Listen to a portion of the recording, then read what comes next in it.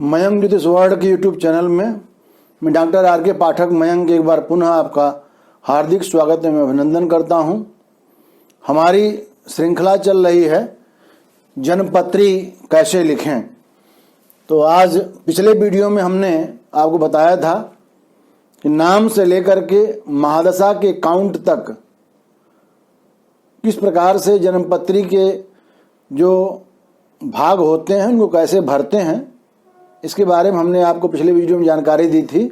उससे आगे की आज जानकारी आज हम आपको देंगे कि जन्म पत्रिका में लग्न और विभिन्न जो चक्र बनते हैं, लग्न कुंडली, चंद्र कुंडली, नवमांश कुंडली, सप्तमांश कुंडली, द्वादशांश कुंडली, त्रिशांश कुंडली, बहुत सारी जो कुंडली बनती है उसको कैसे भरें, और साथ साथ जो सप्तवर्गीय कोष्ठ होता है उसके बारे में, ग्रहों के तात्कालिक मैत्री और नैसर्गिक मैत्री के बारे में, और पंचधा मैत्री कोष्ठ जो होता है उसको कैसे भरा जाए, इसके बारे में इस वीडियो में जानकारी आपको दी जाएगी। तो सबसे पहले आप देखते हैं जन्म चक्र को कैसे लिखें। तो आप जानते हैं सबसे अधिक महत्वपूर्ण जो है कुंडली में जो चक्र होता है उसे कहते हैं लग्न कुंडली या जन्मांक चक्र कहते हैं, या जन्मांकम लिखा रहता है। तो ये एक चक्र आप देख रहे होंगे, लिखा अथ जन्मांकम, या तो जन्मांकम लिखा सकता है या लग्न कुंडली लिखी जा सकती है।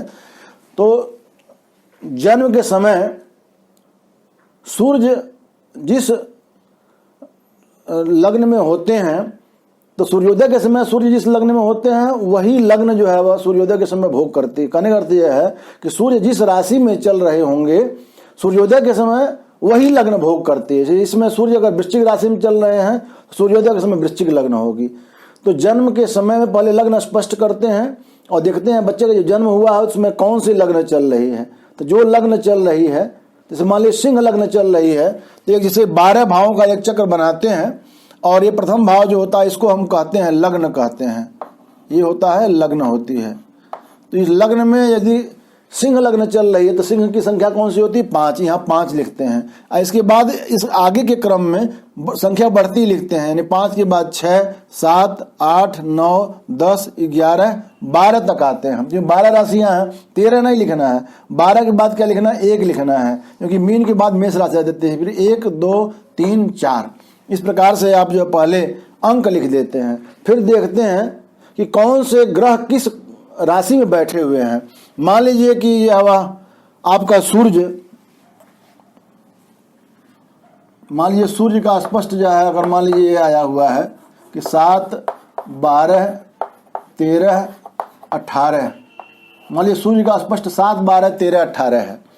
तो अब आपको ये जानना है कि सूर्य किस संख्या में लिखे जाएंगे। तो ये ध्यान दीजिए कि ये है राशि, इसके बाद है अंश, इसके बाद है कला, फिर है विकला। अर्थात सूर्य क्या किए हैं? 7 राशि को पार कर गए हैं, 7 राशि के बाद चले गए हैं। मतलब 7 के बाद जाएंगे, किस में जाएंगे? 8 में जाएंगे। अर्थात यदि सूर्य का ग्रह स्पष्ट 7, 12, 13, 18 है तो 7 से आगे सूर्य गए हैं तो 8 में सूर्य आएंगे। जैसे सूर्य आप देख रहे होंगे 8 में लिखा है। अगर यही ग्रह स्पष्ट जो है वह 7, 12, 9 होकर के यहाँ पर इसको यदि हम 4 कर दें, 7 जगह 4 कर दें, तो मतलब 4 से आगे सूर्य गए, तो 4 से आगे जाएंगे, इसमें जाएंगे 5 में जाएंगे, यानी सूर्य यहाँ पा जाएंगे। कहने का अर्थ यह है कि इसी प्रकार से अन्य ग्रहों का देखना है। जो ग्रह की जो राशि की जो संख्या होगी उसमें 1 जोड़ करके लिख देना है। अब प्रश्न आता है अगर मान लीजिए 0 लिखा होगा तो क्या करना है? 0 में 1 जोड़ करके 1 लिख देना है। इस तरह से लिखना है। तो जो ग्रह जिस राशि में होंगे उनको उसी राशि में लिखना है। तो जैसे यहाँ पर आप देख रहे होंगे शुक्र 7वें घर में है, सूर्य 8वें राशि में है, सूर्य 7 राशि में है, मतलब तीसरे घर में है। ये यहाँ से घर की गिनती होती है, 1, 2, 3, 4, 5, 6 ये घर होते हैं। माने लग्न भाव ये होता है, धन भाव ये होता है, सहज माने भाई बहन का भाव, और ये होता चतुर्थ भाव माने सुख का होता है, घर वाहन सुख का होता है। पंचम भाव विद्या बुद्धि का होता है, संतान का होता है। छठा भाव रोग ऋण शत्रु का होता है। 7वां भाव स्त्री का होता है या पुरुष का होता है, और 8वां भाव आयु का होता है, दुर्घटना का, मृत्यु होता है। 9वां भाव भाग्य और धर्म का होता है। 10वां भाव कर्म का होता है, व्यवसाय का होता है, और 11वां भाव लाभ का होता है, और 12वां भाव जो है खर्च का होता है, व्यय का होता है। तो ये जो ग्रह जिस राशि में होंगे उनको वहीं पर रख देना है। जैसे आप इस कुंडली में देख रहे होंगे इस चक्र में कि सूर्य 7 में है, सूर्य 8 में है, शुक्र 7 में है और बुध भी सूर्य के साथ 8वीं राशि में बैठे हैं, वृश्चिक में बैठे हैं, केतु भी वृश्चिक में है और शनि और बृहस्पति जो है वह 10 राशि में है, 10वीं राशि मकर राशि में है, मंगल 12वीं यानी मीन राशि में है, चंद्रमा वृष में है और राहु भी वृष राशि में है। एक बात ध्यान देने की है कि राहु जहाँ होता है उससे 180 डिग्री पर माने ठीक सामने केतु होता है, ये ध्यान देना है। और सूर्य के चारों तरफ बुध का पहला चक्कर लगता है, तो या तो सूर्य बुध के साथ होगा या तो सूर्य जो है वह क्या कहते हैं बुध के साथ होगा या बुध एक घर आगे पीछे हो सकता है। मतलब सूर्य अगर 8 में बैठा है तो बुध या तो सूर्य के साथ बैठेगा या बुध यहाँ बैठ सकता है, यहाँ 7वें घर में बैठ सकता है या 9वें घर में बैठ सकता है। इससे ज़्यादा अगर अंतर आ रहा तो समझिए कि बुध की स्थिति सही नहीं है। और शुक्र जो होता है वह सूर्य से अधिक जो है वह 60 डिग्री तक उसका अंतर हो सकता है। माने शुक्र या तो सूर्य के साथ बैठा होगा या 2 घर आगे पीछे बैठ सकता है। माने सूर्य अगर यहाँ 8 में है तो शुक्र या तो 6 में बैठेगा या 7 में बैठेगा या 8 में बैठेगा या 9 या 10 में बैठ सकता है। लेकिन और जगह कहीं शुक्र बैठा हुआ तो समझिए कि वो भी गलत है, ये बात ध्यान देने की होती है। तो जन्म चक्र भरने के बाद इसी प्रकार से क्या होता है, आगे आता है राशि चक्र। राशि चक्र क्या होता है, राशि चक्र में बस यही अंतर आता है कि जो यहाँ पर चंद्रमा जिस संख्या में बैठे होंगे उसी को लग्न मान लेंगे। चंद्रमा किस में बैठे हैं, यहाँ 2 बैठे हैं तो यहाँ पर 2 लिख देंगे और फिर यहाँ 3 4 इस तरह से लिखेंगे, यहाँ 1 आ जाएगा। और जो ग्रह जिस राशि में बैठे हैं उन्हीं ग्रहों को उसी राशि में बैठा देने पर राशि कुंडली बन जाती है, तो इसे बोलते हैं राशि चक्र बोलते हैं। इसके बाद जो है जो चीज़ आती है वो आता है सूर्योदय काली ग्रह स्पष्ट आता है। सूर्योदय काली ग्रह स्पष्ट कैसे लिखें इसके बारे में आपको हम बतलाते हैं।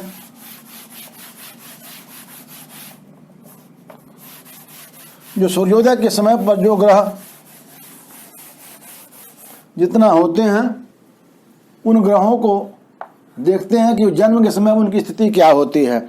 सूर्योदय स्पष्ट ग्रह है, पंचांग में सूर्योदय काल के समय के ग्रहों के स्पष्ट दिया रहता है, लेकिन जब जिसमें जन्म होता है तो जन्म के समय ग्रहों की स्थिति जो होती है वह बदल गई होती है। तो बदली हुई स्थिति के आधार पर जो है वह देखा जाता है कि कौन से ग्रह कितने डिग्री का, कितने राशि, कितने अंश, कितने कला, कितने विकला का होता है। तो आप यहाँ देख रहे होंगे, यहाँ पर लिखा है सूर्योदय स्पष्ट ग्रह लिखा है और यहाँ पर लिखा है सूर्य, चंद्रमा, मंगल, बुध, गुरु, शुक्र, शनि, राहु, केतु लिखा हुआ है। लास्ट में कॉलम छुटा, यहाँ पर लग्न लिखना चाहिए और यहाँ पर राशि क भी लिखा है, मतलब राशि, अंश, कला, विकला लिखा हुआ है। जैसे मैंने मान लिया कि सूर्य का जो है वह गोचर जो है वह ये है 7, 13, 18, 19 है। तो क्या करेंगे, तो सूर्य के जो है नीचे जो राशि लिखा है वहाँ पर लिखेंगे 7, जो अंश लिखा है वहाँ लिखेंगे 13, जो कला लिखा है वहाँ लिखेंगे 18 और जहाँ पर विकला लिखा वहाँ लिखेंगे 19। मतलब ये राशि, अंश, कला, विकला जिसे सूर्य का लिखा गया उसी प्रकार से चंद्रमा का, मंगल का, बुध का, गुरु का, शुक्र का, शनि का, राहु का, केतु का, सबका लिख देते हैं। लग्न का स्पष्ट जो होता है उसके आधार पर लग्न कितने जो है राशि, अंश, कला, विकला की उसको लास्ट वाले कॉलम में लिख सकते हैं। इसके अलावा आप देख रहे होंगे नीचे जैसे राहु केतु का लिखा रहता है 3/11 लिखा रहता है। तो 3/11 राहु केतु का क्यों लिखा रहता है कि ग्रहों की एक निश्चित गति होती है और राहु केतु की केवल गति जो है निश्चित है, बाकी ग्रहों की गति निश्चित नहीं होती है, कम अधिक होती रहती है। ग्रह मार्गी होते हैं, बकरी होते हैं, अतिचारी होते हैं, अलग अलग प्रकार ग्रहों की गति होती है। लेकिन राहु और केतु ऐसे जो 2 ग्रह हैं जो हमेशा बकरी चलते हैं, माने पीछे चलते हुए प्रतीत होते हैं। जो ग्रहों की गति होती है वह अंश, कला, विकला इस तरह में होती है। तो ये 3 और 11 डेली राहु 3/11 ये डेली पीछे चलते हैं, मतलब जो है वह 3 कला और 11 विकला, ये 3/11 मतलब 3 कला 11 विकला, मतलब 3/11 डेली राहु की गति जो होती है वह पीछे चलने की होती है। तो क्या है कि इसलिए जो है राहु की और केतु के सामने जो नीचे लिखा रहता है 3/11 लिखा रहता है, क्योंकि इनकी गति निश्चित है। मान लीजिए कि सूर्य की गति जो है वह 59/4 लिखी हुई है, तो सूर्य के नीचे क्या लिख देंगे, गति विगति के कॉलम में 59/4 लिख देंगे। चंद्रमा की जो गति स्पष्ट दी गई पंचांगों में नहीं दी गई होती है। चंद्र स्पष्ट की गति कैसे निकालें, चंद्रमा की गति कैसे निकालें, ये आगे किसी वीडियो में हम आपको बताएंगे, इस चैनल को देखते रहेंगे, आपको जानकारी मिलेगी। तो चंद्रमा की गति जो रहेगी, और मान लीजिए लिखा है 859/42 लिखा है, तो उसको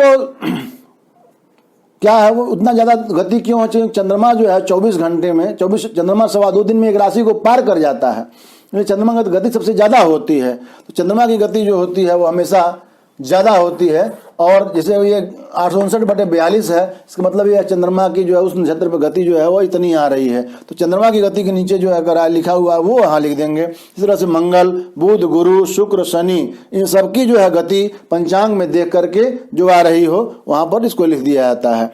उसके नीचे 2 कॉलम छुटे होते हैं, तो इसमें क्या लिखना है? एक कॉलम में आप लिख सकते हैं कि ग्रहों की स्थिति कैसी है, क्योंकि जब कुंडली बनाएंगे तो ग्रहों की पोजीशन कैसी है ये जानना बहुत जरूरी होता है। तो कौन सा ग्रह मित्र घर में है, मित्र ग्रह ही लिख देंगे। जो स्वगृही अपने घर का उसको स्वगृही लिख देंगे। जो ग्रह उच्च का हो उसको उच्च राशि का लिख देंगे। जो ग्रह नीच का हो उसको नीच राशि का लिख देंगे। और जो ग्रह समग्रह में बैठा हो, समग्रह के घर में बैठा हो, उसको समग्रह ही लिख देंगे। अर्थात यहाँ स्थिति ऊपर लिख डालेंगे, कॉलम डालेंगे स्थिति, और पोजीशन जो ग्रहों की जो है माने मित्र ग्रही, शत्रु ग्रही, उच्च का, नीच का जो भी है वो यानी सूर्य और चंद्रमा सब ग्रहों का अलग अलग यहाँ लिख देंगे। उसके नीचे एक कॉलम और रहता है, तो वहां पर आप क्या लिख सकते हैं? अवस्था लिख सकते हैं, क्योंकि जब कुंडली आप बनाएंगे, फलादेश करेंगे तो ग्रहों की अवस्था का बहुत असर पड़ता है। तो ग्रहों की जैसे 5 अवस्थाएं अंशों के आधार पर होती हैं। ग्रह, सारे ग्रह या तो बाल्यावस्था, कुमारावस्था, जुआवस्था, वृद्धावस्था और मृतावस्था के होते हैं। तो जो ग्रह जिस अवस्था के हों वहां पर ग्रहों के नीचे जो है, वैसे सूर्य मान लीजिए जुआवस्था का, तो वहां जुआ लिख दें। चंद्रमा वृद्धा का वृद्ध लिख दें। इस प्रकार से जो है लिखा जाता है। इस ग्रह स्पष्ट में ग्रहों के जो राशि अंश कला विकला लिखेंगे, ग्रहों की गति लिखेंगे, और नीचे वाले कॉलम में ग्रहों की स्थिति पोजीशन लिख देंगे, और सबसे नीचे कॉलम में जो ग्रहों की लिख देंगे वहां पर ग्रह जो है वह किस अवस्था के हैं। इसका बहुत अच्छा लाभ आपको मिलेगा जब आप जन्म कुंडली का फलादेश लिखेंगे। इसके बाद आते हैं, लिखा रहता तन्वाद्ययो द्वादश भावा, माने 12 भाव स्पष्ट करना है।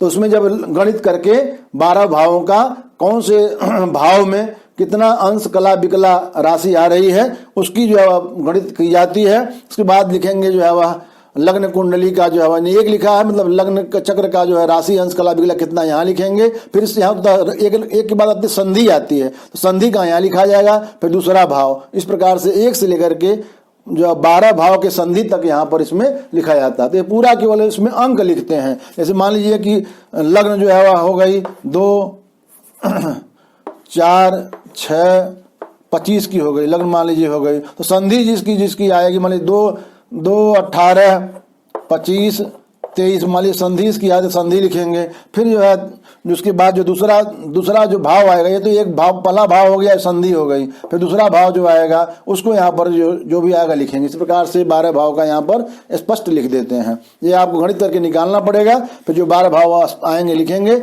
या आपके सॉफ्टवेयर में दिया होगा वहां से देख करके 12 भाव स्पष्ट यहाँ पर लिख सकते हैं। इसके बाद आता है चलित भाव चक्र। तो जो चलित भाव चक्र क्या होता है कि कौन से ग्रह संधि में पड़े हैं, कौन से ग्रह किस जो क्या कहते हैं भाव में पड़े हैं, इसको देखा जाता है। चलित भाव चक्र से ग्रह का फलादेश प्रभावित होता है। तो चलित भाव चक्र जो बनता है उसमें जो है वह लग्न कुंडली, तो वही लग्न कुंडली का ही संख्या रहेगी। उसके आधार पर जो ग्रह संधि में होंगे उनको संधि में लिखेंगे, जो जिस भाव में होंगे उनको यहाँ पर इस भाव में लिख देते हैं। तो यह लग्न चक्र कुंडली की तरह ही लिखा जाता है, लेकिन चलित भाव चक्र जो होता है वह ग्रहों पोजीशन पे डिपेंड करता है। इसके बाद आता है होरा चक्र। होरा चक्र जो होता है धन संपत्ति देखने के लिए बनाया जाता है, और होरा चक्र में जो है वह केवल 2 ही खाने होते हैं, 2 ही कॉलम इसमें होते हैं, 2 से अधिक कॉलम इसमें नहीं होते हैं। बाकी सब में 12 कॉलम होंगे, लेकिन जो होरा जो कुंडली होती है उसमें मात्र 2 कॉलम होते हैं। सूर्य की होरा या चंद्र की होरा देखना है जन्म किसमें हुआ है। यदि सूर्य की होरा की जन्म हुआ है तो ऊपर लिख देंगे सूर्य होरायाम जन्म, और 2 कॉलम जो बने हुए हैं ऊपर, अगर सूर्य की होरा में जन्म तो सूर्य की संख्या कितनी होती है 5, तो ऊपर क्या लिख देंगे 5 लिख देंगे, और नीचे लिख देंगे 4। तो सूर्य की होरा में जो ग्रह मान लीजिए जो ग्रह है वो उनको लिखेंगे, और बाकी ग्रह को चंद्रमा की होरा में लिख देंगे।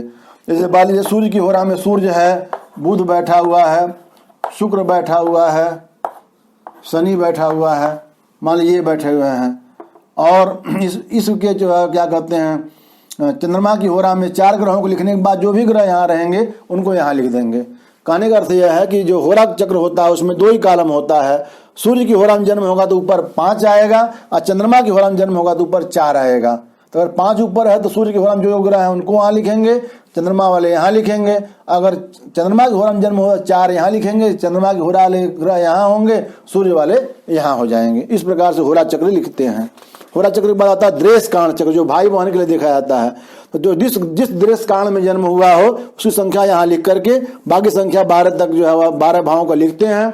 और जो ग्रह जिस दृश्य कारण में हो उसको देख करके या गणित करके निकाले होंगे तो वहां से, नहीं तो सॉफ्टवेयर से देख करके आप उसमें भर सकते हैं। इसके बाद सप्तमांश इसी प्रकार से सप्तमांश को भी लिखते हैं। सप्तमांश चक्र का जो लग्न होती है वो यहाँ लिखेंगे। बाकी संख्या लिखने के बाद जो ग्रह जिस सप्तमांश में बैठे होंगे उनको यहाँ पर लिख देते हैं। तो बाकी लिखने का तरीका वही सेम रहेगा। नवमांश चक्र में भी नवमांश लग्न जो है, जो लग्न का जो भाग आ रहा होगा, नवमांश की संख्या यहाँ लिखेंगे, बाकी संख्या आगे से बढ़ाते हुए लिख देंगे और जो ग्रह जिस नवमांश में बैठे होंगे वहां पर लिखेंगे। फिर द्वादशांश चक्र आता है। द्वादशांश चक्र जो होता है वो भी इसी प्रकार होता है। देखेंगे किस द्वादशांश में जन्म हुआ है, द्वादशांश की संख्या लिखेंगे, बाकी ग्रहों को जो है वह द्वादशांश के आधार पर गणित करके जो निकला है उसको लिख देंगे। और अंत में आता है त्रिशांश चक्र आता है। त्रिशांश चक्र जो होता है वह अरिष्ट देखने के लिए, कष्ट देखने के लिए, जीवन में व्यक्ति को कष्ट कब होगा इसको जानकारी करने के लिए होता है। त्रिशांश चक्र भी जो है वह लिख देंगे। त्रिशांश का जो लग्न आएगी उसको यहाँ संख्या यहाँ लिखेंगे। बाकी संख्या लिखने के बाद फिर जो ग्रह जिस राशि में बैठे होंगे वह उसी राशि में उन ग्रहों को बैठा देंगे। एक बात ध्यान देने की है, त्रिशांश में राहु केतु जो होते हैं दोनों एक ही घर में आते हैं। तो कभी ये भ्रम में न पड़िएगा कि राहु जहाँ बैठता है उसे 180 डिग्री केतु बैठता है, लेकिन यहाँ पर क्या होगा कि राहु और केतु जो होंगे वह दोनों एक ही भाव में आते हैं। तो जैसे 6 में अगर राहु हो तो राहु केतु भी 6 में होगा। इस तरह से चीजें आती हैं, तो उसमें कोई भ्रम में नहीं पड़ना है। कभी कभी क्या होता है कि कुछ जो जन्म कुंडली जो कुछ लोगों की जो बनती है उसमें कारकांश कुंडली भी रहती है। यदि ग्रह में यदि कारकांश कुंडली यदि है, कालम बना हुआ है, तो ये बात ध्यान देने की है कि कारकांश कुंडली में कारकांश कुंडली यदि बनी हुई है तो कारकांश कुंडली में क्या होता है कि कारकांश कुंडली बनती कैसे इसके बारे में बताते हैं। कारकांश कुंडली बनाने का तरीका यह है कि जो लग्न कुंडली में सबसे ज्यादा अंश के जो ग्रह होते हैं वो आत्मकारक ग्रह होते हैं। तो आत्मकारक ग्रह को देखें। जैसे लग्न में मान लीजिए लग्न कुंडली में सबसे ज्यादा ग्रह की डिग्री यदि 29 डिग्री का मान लीजिए सूर्य है, सबसे ज्यादा ग्रहों की डिग्री में सूर्य का है तो आत्मकारक ग्रह हो गया। तो आत्मकारक ग्रह जो सूर्य होता है वह नवमांश कुंडली के जिस राशि में बैठा है उसी राशि को जो है मान करके जब हम चक्र का निर्माण करेंगे तो वह कारकांश कुंडली हो जाएगी। और कारकांश कुंडली में जो ग्रहों की स्थिति कैसे लिखेंगे, लग्न कुंडली में जो ग्रह जिस राशि में बैठे हैं उन ग्रहों को उसी राशि में जब हम लिख देंगे तो वह कारकांश कुंडली बन जाएगी। तो कारक चक्र जो होता है, कारकांश चक्र जो होता है बनता है। और एक बात और ध्यान देने की इसमें है कि जो सबसे ज्यादा जो है वह अंशों वाले जो ग्रह होते हैं वह आत्मकारक होते हैं, उससे कम ग्रह अंश वाले अमात्यकारक, उसके बाद फिर भ्रातृकारक, उससे कम वाले मातृकारक, उसके कम वाले पितृकारक, उससे कम वाले पुत्रकारक और उससे भी कम वाले जातिकारक और सबसे कम वाले जो अंश वाले जो ग्रह होते हैं वह पतिकारक या दारा कारक होते हैं। अर्थात सबसे ज्यादा जो अंश होगा जिस ग्रह का वह आत्मकारक होगा, सबसे कम जिसका होगा वह पति या दारा कारक होगा। इसी क्रम में चलते हैं। और उसके बाद जो है वह कारकांश चक्र जो है मैंने बताया कि नवमांश कुंडली में आत्मकारक ग्रह जिस जो भाव में बैठा हो उसी भाव को यहाँ पर जो है डाल करके लग्न बनाएंगे। और बाकी जन्म कुंडली के आधार पर जब ग्रहों को रखते हैं तो वह कारकांश कुंडली बनती है। लेकिन जब नवमांश कुंडली में जो ग्रह जहाँ बैठे हैं उन राशियों में जब ग्रहों को बैठाते हैं तो वह स्वांश कुंडली बनती है। स्वांश कुंडली और कारकांश कुंडली में यही अंतर है कि आत्मकारक ग्रह जिस राशि के नवमांश में बैठा है उसी को लग्न मान करके लग्न कुंडली के आधार पर जब हम ग्रहों को रखेंगे तो वह कारकांश कुंडली बनेगी, जो कि जीवन में व्यक्ति क्या करेगा इसको बताती है। नौकरी करेगा, व्यवसाय करेगा, कौन सा करेगा इसके बारे में बताती है। और यदि आत्मकारक ग्रह के जो चक्र बन गया और नवमांश चक्र के आधार पर राशियों के आधार पर ग्रहों को रखेंगे तो स्वांश कुंडली बन जाएगी। तो इस प्रकार से जो है वह जो जितने षोडश वर्गा कुंडली के जितने चक्र होते हैं सब बन जाते हैं। उसके बाद आता है कॉलम लिखा रहता है नैसर्गिक मैत्री, मतलब कौन से ग्रह किसके मित्र हैं, किसके नेचुरली किसके शत्रु होते हैं, किसके सम होते हैं, ये चीज आपको जो है आपके चक्र में ही दिया रहता है। जैसे सूर्य के चंद्रमा मंगल बृहस्पति सूर्य के मित्र हैं, नैसर्गिक मित्र हैं, और बुध जो है वह सम है, और शुक्र और शनि सूर्य के नैसर्गिक रूप से शत्रु होते हैं, और राहु केतु भी सूर्य से शत्रुता रखते हैं। तो कहने का अर्थ यह है कि नैसर्गिक मैत्री का चक्र लिखा रहता है, लेकिन तात्कालिक मैत्री जो होती है ग्रहों की स्थिति के आधार पर जो निकलती है उसको आपको जो है नोट करना पड़ेगा। जैसे सूर्य है तो सूर्य के मित्र कौन कौन से ग्रह यहाँ लिखने होंगे, शत्रु कौन से हैं नीचे लिखने होंगे। फिर इसी प्रकार चंद्रमा के मित्र शत्रु सारे ग्रहों के यहाँ पर आप लिख देंगे। उसके बाद आते हैं पंचधा मैत्री कोष्ठ होता है, मतलब जो दो तरह से जो कोई ग्रह मित्र हो रहा हो, नैसर्गिक कुंडली में भी मित्र हो और तत्कालिक भी मित्र हो, तो वह हो जाता है अधिमित्र होता है। और जो एक ही तरह से मित्र होगा वह मित्र होगा, और जो एक जगह शत्रु और एक जगह मित्र होगा वह सम हो जाएगा, और जो केवल शत्रु हो ग्रह कोई शत्रु हो रहा होगा तो वह शत्रु हो जाएगा। और यदि नैसर्गिक जो है वह शत्रुता किसी ग्रह की है और तात्कालिक शत्रुता भी हो रही है तो वह अधिशत्रु हो जाएगा। मतलब वहां पर देख कर लें, और देखने के बाद जो जैसे सूर्य के जो मित्र अधिमित्र हो रहे हो यहाँ लिखें, मित्र जो हो रहे हैं यहाँ लिखें, सम जो हो रहे हैं यहाँ लिखें, शत्रु जो हो रहे हैं यहाँ लिखें, और अधिशत्रु हो गए हैं यहाँ लिखें। और यदि किसी कालम में से सूर्य कोई अति मित्र कोई नहीं है तो डैश कर दें। इसी प्रकार से जो है केतु तक सभी ग्रहों के यहाँ पर पंचधा मैत्री लिखते हैं। और इसके बाद अंत में हम जो है वह जो लिखा रहता है वह होता है ग्रहाणाम सप्तवर्गी कोष्ठम, मतलब जब तक जितने चक्र अभी तक आपने बनाया है उनकी एक जिस्ट होती है, उनकी एक समरी होती है, उनका एक निचोड़ होता है। उस निचोड़ को जो है हम लिखते हैं ग्रहाणाम सप्तवर्गी कोष्ठम में लिखते हैं। इसमें क्या लिखा है ऊपर, सूर्य चंद्रमा मंगल बुध गुरु शुक्र शनि राहु ये सब लिखे हुए हैं, ग्रहों के नाम लिखे हुए हैं। और नीचे लिखा हुआ गृहम, पहले लिखा है गृहम माने घर, तो कौन सा घर, ग्रह किस घर में बैठा है। मतलब सूर्य मान लीजिए कि 5 राशि में बैठा हुआ है तो क्या करेंगे कि सूर्य के नीचे जो लिख देंगे 5 में। लग्न कुंडली में देखना पड़ेगा कि कौन से ग्रह किस राशि में है, तो जिस राशि में बैठा होगा उसको राशि की संख्या को यहाँ पर लिख देंगे। चंद्रमा 4 में बैठा है, कर्क में बैठा है तो यहाँ 4 लिख देंगे, या चाहे तो हम जो है वह कर्क भी लिख सकते हैं, इस तरह से लिख सकते हैं। फिर आता है होरा, मतलब देखेंगे कि कौन सा ग्रह किस होरा में है। जो ग्रह सूर्य की होरा होंगे वहां 5-5 लिख देंगे, जो चंद्रमा की होरा होंगे वहां पर 4-4 लिख देंगे। फिर दृष्काण आता है, दृष्काण कुंडली में लग्न में दृष्काण कुंडली में जाएंगे, सूर्य चंद्रमा मंगल बुध जो भी ग्रह है जहां जहां बैठे होंगे वही राशि यहाँ लिख देंगे। इसी प्रकार सप्तमांश लिखेंगे, इसी प्रकार से नवमांश लिखेंगे, इसी प्रकार द्वादशांश भी लिखते हैं, त्रिशांश भी लिखते हैं। अब इतना लिखने के बाद अब आता है एक कॉलम आता है कि शुभ वर्गा पाप वर्गा, मतलब शुभ कौन कौन से ग्रह जो है वह शुभ वर्ग में कितने ग्रह हैं और पाप वर्ग में कितने ग्रह बैठे हैं। ये कहां से लिखेंगे, ये बहुत महत्वपूर्ण प्रश्न है। बहुत से लोग ये चीज छोड़ देते हैं, नहीं लिख पाते हैं कि शुभ वर्गा पाप वर्गा क्या है। तो इसका ध्यान ये देना है कि आप जो इसको यहाँ पर जो सप्तवर्गीय कोष्ठ लिखेंगे ये पंचधा मैत्री कोष्ठ का भाग है।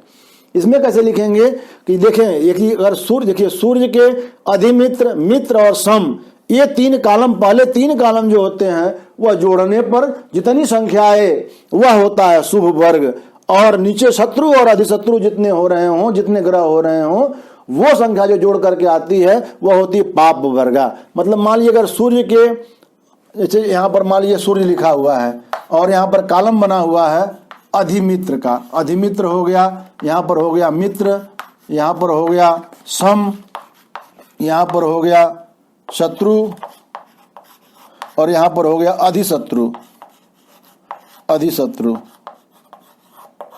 यहाँ पर अधिमित्र भी लिख लीजिए। देखिए अब ये कॉलम 5 कॉलम बने हुए हैं, तो यहाँ पर होगा जैसे सूर्य होगा, चंद्रमा बुध गुरु, ये 9 ग्रहों का यहाँ पर जो है ये कॉलम बना रहेगा। अब यहाँ पर चंद्रमा हो गया या मंगल जिस तरह से कॉलम बना रहेगा। अब यहाँ पर क्या है, मान लीजिए कि ये लाइनें बनी हुई हैं, ये बनी हुई हैं। अब वहां पर आपको लिखना क्या है, शुभ वर्गा और पाप वर्गा लिखा। शुभ वर्गा कैसे होंगे, मान लीजिए सूर्य के मित्र जो है वह आ रहे हों, चंद्र मंगल आ रहे हों, अधिमित्र आ रहे हों, बुध मान लीजिए बुध गुरु जो है वह मित्र आ रहे हों, शुक्र जो है सम आ रहा हो। तब इसमें कितने ग्रह हो गए, चंद्र मंगल बुध गुरु शुक्र हो गए। अब मान लीजिए शनि जो है शत्रु हो रहा हो और राहु और केतु मान लीजिए कि अधिशत्रु हो रहे हो, मान लिया ऐसे लिखा हुआ है। अब देखना शुभ वर्ग में कितने संख्या कितने ग्रह हैं, तो अधिमित्र जो में 2 हैं, मित्र में 2 हैं और सम में 1 है, तो 2 2 4 1 5, मतलब 5 ग्रह माने अधिमित्र मित्र और सम, इन तीनों को जोड़ करके जो संख्या आएगी वह शुभ वर्ग में होगी। अर्थात 2 2 4 1 5 अर्थात सूर्य के नीचे जो कॉलम बना हुआ है शुभ वर्गा वाला, वहां पर लिख देंगे 5 लिखेंगे, और नीचे जो है कितना बच्चे शत्रु 1 2 3, 3 ग्रह बच गए, तो पाप वर्गा में यहाँ पर 3 लिख देंगे। इसी प्रकार से देखना पड़ेगा कि चंद्र के अधिमित्र मित्र और सम में जितने ग्रह होंगे जोड़ करके शुभ वर्ग में लिखेंगे, और उसके बाद जितने शत्रु और अधिशत्रु में बैठे होंगे वह जोड़ करके पाप वर्ग में लिख देंगे। इसी प्रकार से सूर्य से लेकर के राहु केतु तक जितने ग्रह शुभ वर्ग में होंगे, मतलब अधिमित्र मित्र और सम होंगे, उन सबको जोड़ करके शुभ वर्गा में लिखना है, और बाकी जो शत्रु अधिशत्रु होंगे उन जोड़ करके पाप वर्गा में लिखना है।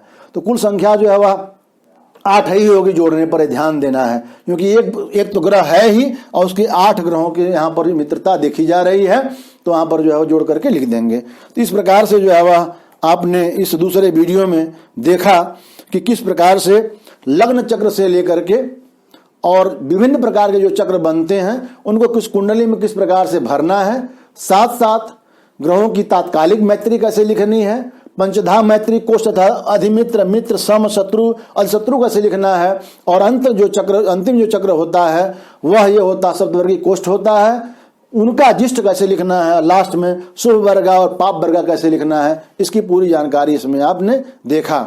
अब अगले वीडियो में हम आपको बताएंगे कि जो दूसरा पार्ट जो जन्म पत्रिका होता है वह होता है महादशा का, किस बच्चे की किस दशा में जन्म हुआ है, तो महादशा का जो है वह वहाँ पर कैसे लिखें, और उसके बाद महादशा के बाद जो ग्रहों की अंतर दशाएं होती हैं उसका कैलकुलेशन करके कैसे लिखा जाए, ये बात हम आपको अगले वीडियो में बताएंगे। आपको आशा है जो अपनी कुंडली बनवाते हैं उनके लिए, और जो कुंडली लोग बना रहे हैं, कुंडली बनाना सीख रहे हैं, उनके लिए, दोनों लोगों के लिए यह वीडियो बहुत ही कारगर सिद्ध होगा। इस वीडियो को लाइक करें, अपने अधिक से अधिक लोगों में शेयर करें, और साथ साथ ऐसे ही महत्वपूर्ण विषयों पर ज्योतिष सीखने के लिए, ज्योतिष की जानकारियां प्राप्त करने के लिए हमारे चैनल से जुड़े रहें। और अभी तक यदि आपने हमारा चैनल सब्सक्राइब नहीं किया है तो तुरंत सब्सक्राइब कर लें, क्योंकि महत्वपूर्ण ज्ञान फलादेश के और गणित के दोनों यहीं मिलेंगे, और इतना अच्छे सटीक विवरण और कहीं नहीं मिलेंगे। वीडियो देखने के लिए आपका बहुत बहुत धन्यवाद।